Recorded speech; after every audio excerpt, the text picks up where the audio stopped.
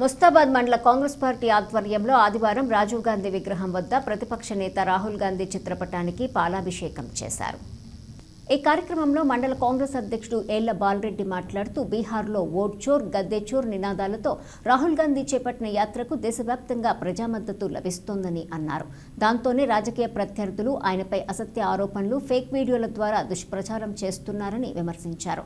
BJP నాయకులు దేశ అభివృద్ధి గురించి ఆలోచించకుండా ఓట్ల చోరీ మతాల మధ్య చిచ్చు పెట్టడం తప్ప వేరే పని చేయటం లేదని మండిపడ్డారు। వరదల్లో చిక్కుకున్న వారిని రక్షించడంలో ప్రభుత్వ విప్ ఆది శ్రీనివాస్ కేకే మహేందర్ రెడ్డి చేసిన కృషిని గుర్తించకుండా బీజేపీ బీఆర్ఎస్ నేతలు ఒకరినొకరు అభినందించుకోవడం వారి గోప్య ఒప్పందాలను బయటపెట్టిందని అన్నారు।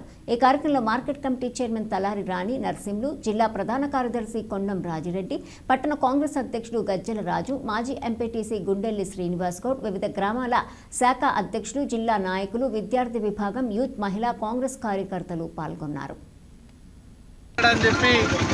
ఆ మాటలన్నింటినీ వక్రీకరించి మరి రాహుల్ గాంధీ గారి దిష్టి బొమ్మలను తగలబెట్టే కార్యక్రమం బీజేపీ తీసుకున్నది।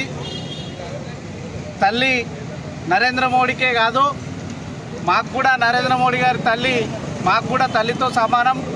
ఒక తల్లి గురించి ఎవరు కూడా మాట్లాడరు, తిట్టరు।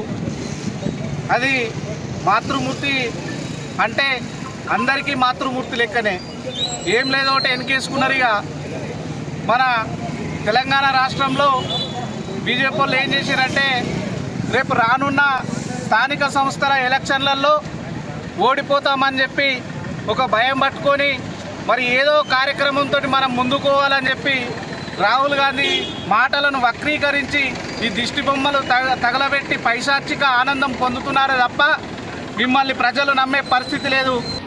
ఓట్ చోర్ గద్దె చోర్ యాత్రలో భాగంగా మరి భారత ప్రధానమంత్రి మోదీ గారి తల్లిని కించపరిచే విధంగా మాట్లాడిందని చెప్పి వ్యక్తీకరిస్తూ మరి నిన్నటి రోజున బీజేపీకి సంబంధించినటువంటి నాయకులు రాహుల్ గాంధీ గారి దిష్టిబొమ్మ దహనం చేస్తూ వారు ప్రజల్లో ఉనికి కోల్పోతున్నటువంటి సమయంలో ఈ రాష్ట్రంలో దేశంలో కాంగ్రెస్ పార్టీ బీజేపీలకు వ్యతిరేకంగా ఇలా బీసీలకు కావాల్సినటువంటి 42% రిజర్వేషన్ వేస్తున్నాం।